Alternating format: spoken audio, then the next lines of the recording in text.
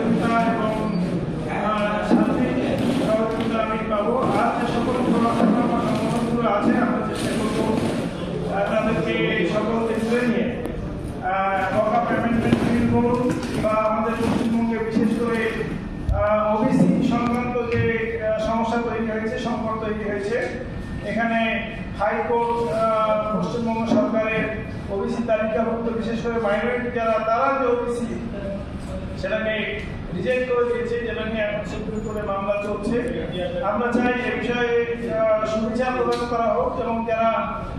OBC certificate প্রাপ্ত হয়েছেন তাদের যে সুযোগ তারা পেয়েছে সেটা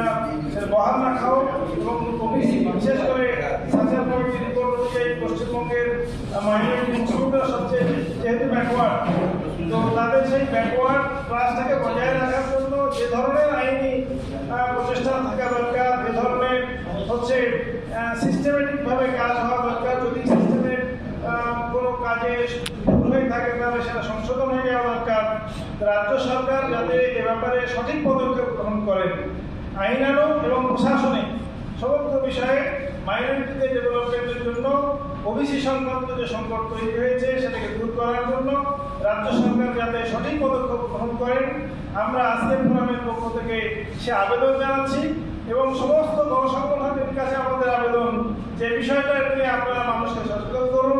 সরকারকে এ বিষয়ে যাতে আমরা প্রেশার ক্রিয়েট করতে পারি সে আন্দোলন আপনারা গড়ে তুলুন। এই করে কথা বলে আমি আজকে